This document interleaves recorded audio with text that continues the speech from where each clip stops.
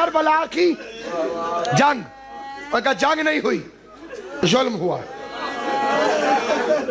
اس علاقے کے غیرت مندوں، رات نہیں اب صبح کا وقت قریب ہے، امام زمان میرا مجلس میں موجود ہے۔ ایک فکرہ میں بھی کہتا ہوں، یاد رہے تو قیامت تک یاد رکھنا۔ 10ویں محرم تک ظلم ہوا، شام غریبہ سے بے غیرتی ہوئی۔ کلمہ پڑھ کے محمد کا بیٹا ذبح کرنا ظلم ہے، زینب کی چادر لوٹنا بے غیرتی ہے۔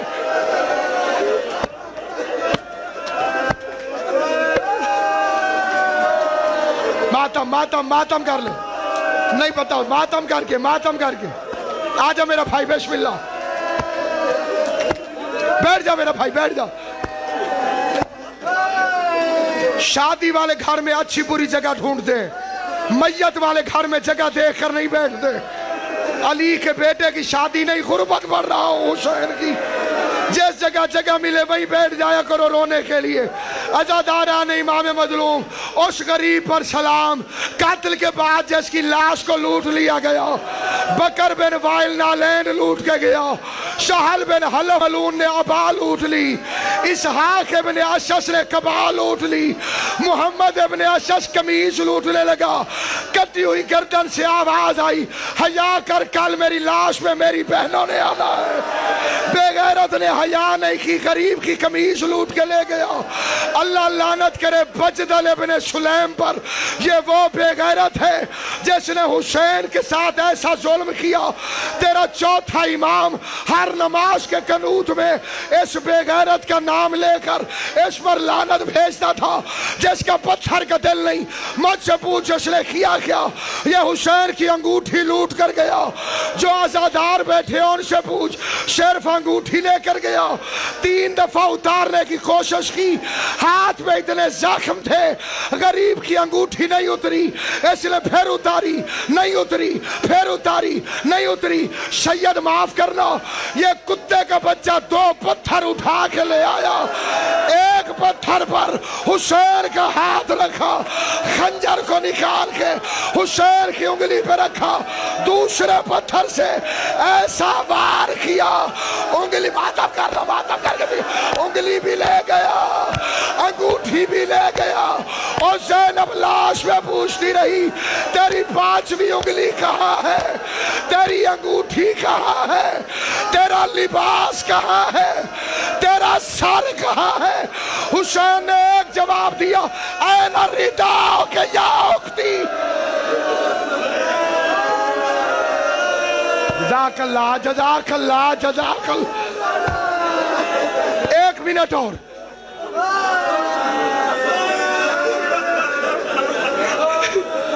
بی بی زینب نے 3 سوال کیے، این لباس ہو گیا آخی، این راس ہو گیا آخی، میرے بھائی تیرا سر کہاں گیا؟ کئی گھنٹے جنازے قبرستانوں میں پڑے رہتے، کئی گھنٹے۔ لوگ کہتے ہیں قبر تیار ہے، جنازہ ہو گیا، دیر کس چیز کی ہے؟ آواز آتی ہے غریب کی بہن آ رہی۔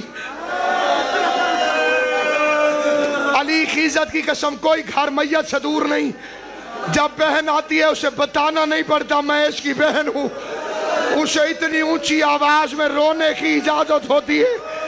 غیر مرد کرتے ہیں، پردہ کرو غریب کی بہن آ گئی ہے۔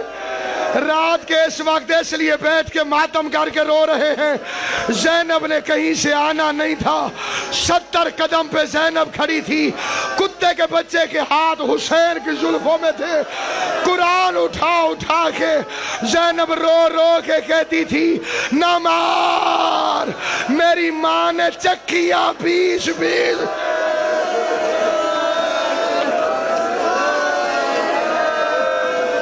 کئی بندے شرم کر کے رو رہے ہیں، شرم کر کے وہ روئے جس کا کچھ بچ گیا ہو، جسے پتہ ہے غریب کا گھر ہے، مظلوم کا ماتم ہے۔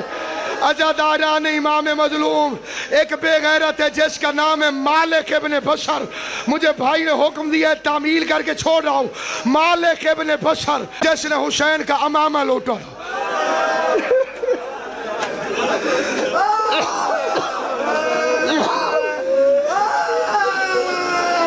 मालिक इब्न बशर, इस बेगैरत ने हुसैन का इमामा लूटा। सारा दिन इब्न जियाद हरामी इनाम देता रहा। ज़ैनब चुप करके देखती रही। मालिक इब्न बशर की बारी नहीं आई। शाम हो गई। सांस लेके आखिरी फिक्र सुनो। इब्न जियाद कहते हैं मैं इनाम दे दे के थक गया हूं, अब अगर किसी के पास लूट का कोई माल है वो लेके घर चला जाए, कल सुबह आना, जितनी बड़ी चीज होगी उतना बड़ा इनाम दूंगा। ये जालिम अमामा उठा के घर चला गया। शब्बीर का अमामा संदूक में रख के थक हुसैन का कातिल सो गया। रात को घर में खुशबू फैली। मोमिना बीवी की आंख खुली, इसे हिला के कहती ओ बेगैरत किसका घर उजाड़ आया है?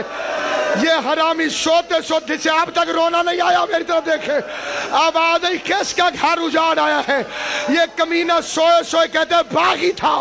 देख के कहती है बकवास न कर, ये बागी था तो मोहम्मद की बेटी मेरे घर में बैठ के क्यों रो रही? मातम कर, मातम कर, मातम कर। अजरुकुम अल्लाह, बिस्मिल्लाह। और रात के इस वक्त हुसैन के इश्क की नमाज पढ़ने वालों, हुसैन की माँ तुम्हें दुनिया के किसी काम में न रुलाए। फातिमा ज़हरा तुम्हारे आंसू कबूल करे। अगर ये बागी था तो मोहम्मद की बेटी हमारे घर में बैठ के क्यों रो रही है? ज़हरा का नाम आया, साहिबान मकाते लिखने, ये तड़प के उठा। इसने समझा बतूल अमामा वापस लेने आई है। इसने अमामा उठाया, घर से दौड़ गया। दिमाग इसका पागल हो गया। जंगल में फिरता था, छुपता था, कहता था अमामा मैंने लूटा है, मैं ज़हरा को वापस नहीं दूंगा, इनाम मुझे मिलना चाहिए। अमामा मैंने लूटा है। 1 साल अमामा हुसैन का लेके ये जंगल में फिरता रहा। 1 साल बाद इस बेगैरत की मौत वाक़या हो गई। 1 साल तक हुसैन का अमामा करबला के जंगल से बाहर फिरता रहा। 2 साल गुजर गए। 2 साल के बाद सज्जाद भी कैद निभा के वापस आया। तीसरे साल हाजी काबे जाते हुए रास्ते में उसे खुशबू महसूस हुई। उसने अमामा उठा के सामान में रख लिया। हाजी ने हज किया, मदीने कब्र नबी की जियारत को गया। या मदीने के बॉर्डर पे तेरा मेरा चौथा इमाम ज़ैनुल आबिदीन हाजी के इस्तकबाल के लिए पहले से खड़ा हुआ था। इधर हाजी पहुंचा, ज़ैनुल आबिदीन इसके करीब गया, रो के कहता है अल्लाह के घर के हाजी, अगर तू नाराज न हो तो बगैर उजरत के मजदूर बनकर मैं तेरा सामान उठा लूं। सज्जाद ने हाजी का सामान इस रंग में उठाया, कभी आंखों से लगाता है, कभी सीने पे मलता है, कभी बोसा देता है। रसूल की कब्र आई, हाजी पूछता है तुझे रसूल की कब्र का वास्ता, जल्दी बता मेरे सामान में तेरा क्या है? आवाज आई मेरी पूरी कायनात अभी अब्दुल्ला का इमामा सैयद सज्जाद रो के कहता है ओ मेरा मजलूम बाबा, ओ मेरा गरीब बाबा, हुसैन का इमामा जिसका पत्थर नहीं मेरी तरफ देखे। 3 साल के बाद हुसैन का इमामा सज्जाद के हाथों पे आया। सज्जाद इमामा लेके घर आया।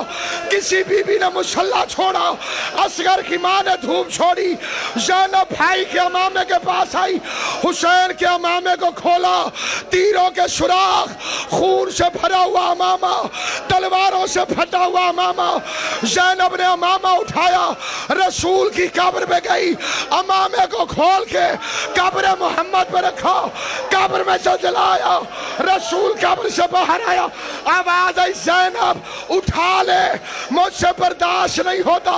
रो के कहती है वाह नाना, 3 साल के बाद अमामा बर्दाश्त नहीं हुआ और मैं 70 कदम पे खड़ी होके कादर के सामने मिन्नत कर करके कुरान उठा उठा के वास्ते देती रही, नमाज हमारा